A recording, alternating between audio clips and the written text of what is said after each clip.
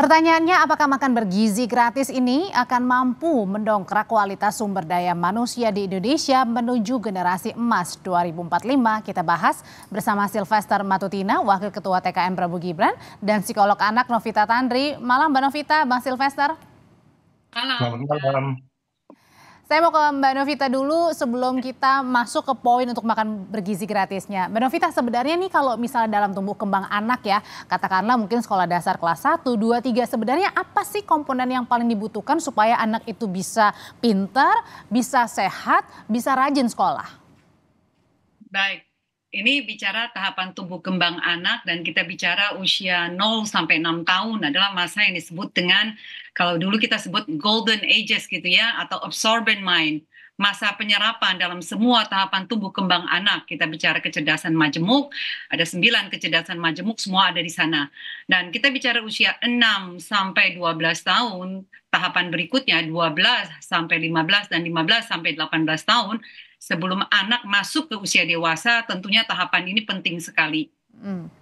Kalau bicara makanan bergizi di sini tentunya memegang peranan yang penting sekali ya, makanan yang masuk untuk tahapan tumbuh kembang, apalagi kita tahu kita masih struggle nih dengan stunting yang baru turun 1% dari 2022. Jadi dengan adanya makanan bergizi yang gratis ini, buat saya sih sebagai seorang psikolog anak, sangat-sangat satu berita yang baik sekali buat anak-anak. Tinggal nanti kajiannya seperti apa, jenis makanannya, proses penyajian, dan juga kebersihan. Jangan sampai dengan uji coba ini kebersihan dan makanan yang seharusnya baik untuk tumbuh kembang malah tidak optimal. Nah, tapi Mbak Novita, kalau misalnya tadi kan ketika seorang anak nih makan bergizi ya, otomatis mereka kenyang, mereka kemudian lebih sehat karena tadi kalau misalnya makanannya higienis membuat juga mereka akan semakin lebih sehat lagi dari sebelum-sebelumnya. Nah, tapi pertanyaannya butuh berapa lama bagi seorang anak itu bisa dikatakan punya efek yang baik dengan makan bergizi, di samping kalau misalnya mereka belum tentu apakah dengan langsung efek mereka langsung jadi rajin belajar, jadi rajin kemudian mengerjakan PR misalnya. Itu ada koneksi nggak, hubungan nggak tuh? Oh ya, sangat dong Mbak, pasti sangat. Karena di dalam tubuh yang sehat dan yang kuat, dan pastinya nutrisi yang bergizi itu ambil peran di sana, akan mempengaruhi dengan jiwa yang sehat dan kuat. Mens sana in corpore sano ya. Dan itu nutrisi memegang peranan yang sangat penting. Kesulitan belajar, kita bicara tentang konsentrasi, tumbuh kembang anak, belum bicara tentang mental health, semua saling kait mengait ada di sana Mbak. Jadi memang buat saya ini akan menjadi satu berita yang baik sekali untuk mencegah gagal tumbuh kembang Mbak. Akibat kurangnya asupan gizi dan jangka pendek itu bisa membuat perkembangan otak anak akan semakin lebih baik, termasuk dengan kesulitan untuk memusatkan fokus mereka. Jadi ada kaitannya ya dengan makan bergizi dengan anak yang kemudian mau untuk belajar lebih rajin daripada sebelumnya gitu. Sangat ya, walaupun aspek yang lain, faktor yang lain juga mempengaruhi. Bagaimana orang tua hadir di sana, bagaimana sekolah, bagaimana diberikan dorongan. Tidak satu faktor saja, tapi faktor dengan makanan bergizi punya faktor yang besar di dalam konsentrasi belajar anak.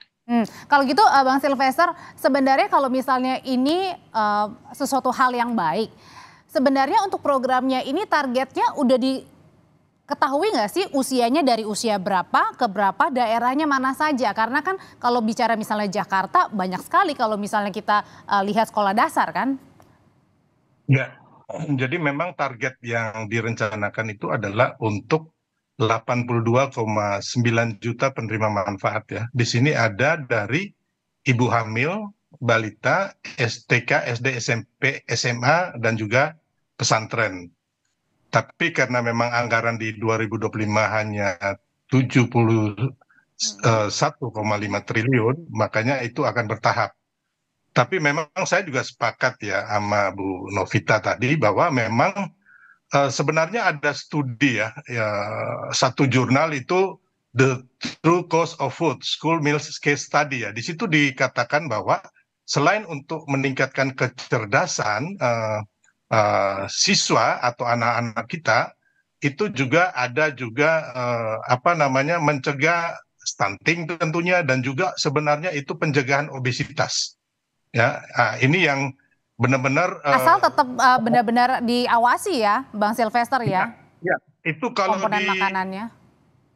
kalau nggak salah itu di Swedia ya, kalau nggak salah itu ada 8.000 ahli gizi yang ikut hadir di situ ya, supaya benar-benar kandungan gizi dan juga apa yang menjadi tujuan dari makan bergizi gratis ini bisa benar-benar terpenuhi agar bisa mencetak anak-anak yang cerdas. Tadi Bu Novita juga bilang, tadi saya tambahkan sedikit bahwa memang itu kalau siswa ya kan, kalau dia perutnya kenyang dia akan belajarnya lebih daripada perutnya keroncongan ya. Dan ini memang banyak hal yang terjadi di daerah-daerah luar Jawa ya, daerah-daerah Indonesia Timur, termasuk juga di Jawa, di beberapa daerah pegunungan terpencil itu kan mereka tidak sempat sarapan gitu. Oke, kalau misalnya APBN di 2025 kan sudah diketok ya, 71 triliun ya Bang ya, untuk makan bergizi ini. Nah kalau 71 triliun untuk APBN 2025 rasa-rasanya kayaknya mungkin nggak sih sampai setahun bisa memenuhi target makan bergizi gratis dengan angka yang tadi Mas Wapres bilang sekitar 15.000 ya, artinya tidak ada pengurangan setengahnya. Ya makanya itu tadi kita katakan bahwa ini akan bertahap ya. Sepertinya tidak mungkin memenuhi semua target di awal tahun ya, atau awal pemerintahan Prabowo Gibran. Dan tentunya ketika di 2026 kan Pak Prabowo dan Mas Gibran menargetkan pertumbuhan ekonomi kita di atas 8%. Mudah-mudahan target manfaat itu bisa lebih besar lagi, dan juga bukan hanya makan bergizi gratis ya, ada pendidikan gratis, kesehatan gratis. Kita harapkan semuanya itu bisa nantinya diakomodir jadi secara bersamaan. Yang penting ekonomi kita bisa bertumbuh sehingga kita bisa mengalokasikan budget atau anggaran untuk semua hal-hal yang dijanjikan dalam kampanye Prabowo Gibran itu. Nah kalau dari Mbak Novita sendiri, tadi sebenarnya komponen apa lagi sih yang menyebabkan seorang anak ini bisa tumbuh kembangnya lebih cerdas lagi, lebih giat lagi selain tadi makan bergizi? Baik, ini kita bicarakan aspek well-being, tahapan tumbuh kembang anak. Tadi yang saya sebutkan di awal adalah kecerdasan yang disebut dengan kecerdasan majemuk, Mbak. Kecerdasan majemuk kita bicara ini salah satu adalah dengan makanan yang bergizi gitu ya. Untuk tahapan awal kita juga tahu dengan ada yang disebut dengan 1.000 hari paling penting dalam kehidupan seorang manusia. All the way terus sampai mereka di usia 18 tahun. Ada kecerdasan yang lain, Mbak. Kecerdasan bahasa, intrapersonal, interpersonal, kecerdasan kinestetik, harus olahraga gitu ya. Dan kecerdasan spasial, kecerdasan kognitif, ini semua merupakan kecerdasan yang harus dipelajari atau dipunyai orang tua untuk ditransfer kepada anaknya. Tapi yang satu juga yang harus saya lihat di sini, program makan bergizi gratis ini makannya kan cuma sekali. Jadi harus ada edukasi juga, Mbak, di sana untuk orang tua dan anak-anak, supaya edukasi ini bahwa makan kan tidak hanya sekali, tetapi 3 kali. Jadi jangan hanya makan sekalinya bergizi, tetapi karena malamnya tanda tanya ya mau makan apa ya, apakah bergizi juga atau enggak. Betul, di pagi dan malam harinya itu loh, lalu snacking di antara makan itu loh. Karena sayang sekali kalau tidak dibarengin dengan edukasi, sekali hanya makan bisa merusak dengan makanan yang beberapa kali dalam sehari ini, Mbak. Nah, tapi kalau misalnya untuk di 71 triliun itu kan tadi dibilang Bang Sylvester bertahap ya. Bertahap itu diprioritasin untuk siapa nih? Ibu hamil, balita, sekolah dasar? Ya, tentunya semua ya. Semua yang tadi saya sebutkan itu hanya mungkin ada beberapa yang diutamakan itu daerah yang di 3T itu ya, yang terluar, terdepan, ya, dan terasing, intinya itu. Tapi kalau saya tambahkan juga Bu Novita, bahwa sebenarnya anak-anak sekolah ini senang karena ketika mereka makan bergizi gratis itu kan gratis nih. Nah, mereka tuh senang, makanannya enak dan mereka bisa menabung. Nah, itu yang kadang-kadang kita lupa bahwa anak-anak ini akhirnya mereka bisa menabung, yang uang tadinya jajan dibuat jajan, akhirnya mereka bisa menabung. Tapi yang harus kita pikirkan juga bahwa impact ataupun dampak daripada makan bergizi gratis ini jangan sampai juga mematikan pedagang-pedagang yang sering berjualan di sekolah atau ibu-ibu kantin. Nah, ini yang kita harus jaga benar agar benar-benar jangan sampai ada perusahaan-perusahaan besar yang masuk yang harusnya mereka menyumbang tapi mereka mencari untung di sini ya. Tadi bukannya ada perusahaan swasta juga nih yang ikut terlibat nih? Nah, ini yang kita harus sama-sama ya kan masyarakat kita benar-benar pelototin nih, jangan sampai akhirnya perusahaan-perusahaan besar ini harusnya kan mereka ada CSR tuh menyumbang ya kan. Tapi akhirnya mereka ngambil dari keuntungan dapat cuan dari sini ya. Ini yang kita juga tidak inginkan gitu. Sedangkan janji kampanye waktu itu bahwa konten lokal ya kan dalam hal ini ibu-ibu ya kan UMKM, pedagang-pedagang kecil itu harus benar-benar dilibatkan. Jadi benar-benar ekonomi ini akan bergerak ke lapisan masyarakat, bukan hanya diambil oleh perusahaan-perusahaan besar ini. Ini yang saya juga itu menjadi catatan ya Bang ya kalau gitu dalam selama masa uji coba ya. Oke. Jangan sampai dikorupsi, intinya itu. Mbak Novita, sebenarnya kalau tadi anggarannya terbatas, dilakukannya bertahap. Kalau dari kacamata Mbak Novita sendiri, harusnya mulainya dari mana nih makan bergizi untuk meningkatkan atau mencapai target Indonesia Emas 2045? Dari ibu hamil atau justru dari anak sekolah, balita? Kalau bagi saya ibu hamil dan anak-anak balita. Kalau menjadi prioritas utama ya. Dan juga kenapa tuh Mbak? Pak Sylvester, ini kalau dilihat di jenis makanannya juga nih, jenis makanan yang digoreng kalau bisa dibuat dengan proses penyajian yang lebih baik gitu. Jadi lebih. Tapi masalah uji cobanya itu justru sekolah dasar tuh. Ya, ya kalau boleh sih, kalau buat saya prioritasnya dari ibu hamil, karena selama hamil 38 minggu ini, di mana proses tumbuh kembang anak sudah dimulai dari kandungan ibunya. Karena biasanya stunting terjadi justru datang dari ibu hamil ini yang akhirnya anak-anak keluar lalu tidak mendapatkan gizi yang baik karena di dalam perut sudah tidak dapat yang baik dari ibunya gitu ya. Dan kalau mau sekarang adakan prioritas mulai dari ibu hamil dan anak balita dan batita. Nah itu sarannya diterima nggak Bang? Karena kan selama ini selama 2 kali uji coba sama Mas Gibran kan di Sentul maupun Solo ini justru sekolah dasar nih.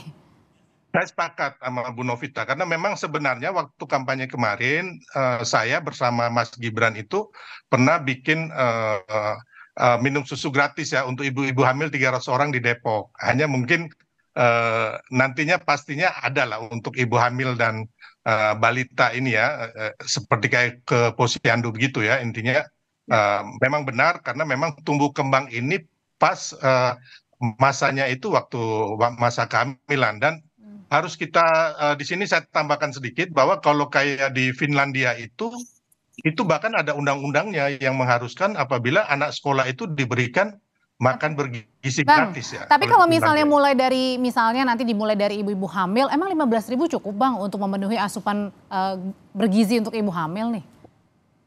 Ya itu kan 15.000 ini kan hanya percontohan untuk makan siang bergizi gratis ya kan. Kalau sebenarnya itu kan hitungannya $1 ya. Tapi kalau umpama di beberapa negara itu 0,7 sen dolar pun bisa ya kayak di China itu 0,7 sen dolar ya. Tapi ini yang sebenarnya 15.000 ini kan bukan patokan yang pasti fix gitu loh. Tapi intinya kira-kira di angka segitu kemarin percontohan kayak di Bogor terus di Tangerang itu dengan 15.000 untuk makan bergizi gratis itu memenuhi 4 sehat 5 sempurna ya. Baik dengan protein, karbohidrat, dan buah, susu itu semuanya sudah tercukupi gitu loh. Jadi kembali lagi mengenai angka ini kan belum fix ya. Hanya yang anggarannya yang 71,5 triliun itu udah hampir pasti mudah-mudahan nanti bisa diketok oleh DPR tanggal 16 Agustus ketika Presiden Jokowi. Apa jangan-jangan ketika Mas Gibran bilang tak boleh pelit untuk anak-anak ini justru bukan hanya dari anggaran yang pemerintah untuk memperlebar makan bergizi ini juga melibatkan perusahaan swasta yang belakangan pada saat uji coba juga dilibatkan juga nih sama Mas Gibran yang termasuk juga ini masuk dalam CSR suatu perusahaan swasta. Ya itulah makanya kita sama-sama pelototin jangan sampai ya kan bukan CSR tapi mereka perusahaan-perusahaan besar ini mengambil keuntungan dari situ. Itu yang kita sama-sama tidak kehendaki. Saya juga memberikan warning yang keras ya, karena memang ada sih yang mencoba. Bukannya lebih ngebantu Bang kalau kayak gitu? Harusnya lebih membantu ya, kalau mereka punya CSR. Takutnya kan mereka dari 15.000 katakanlah ya patokan itu mereka juga ngambil lagi. Ini yang menurut saya lucu gitu loh.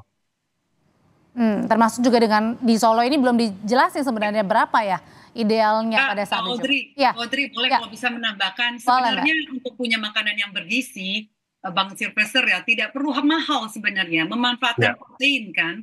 Nah kalau kita lihat protein ke sumber protein ke tahu, tempe, telur, itu nggak perlu harus mahal, sebenarnya 15.000 sangat bisa. Asal benar-benar ahli gizinya mampu membagi itu untuk tahapan tumbuh kembang anak.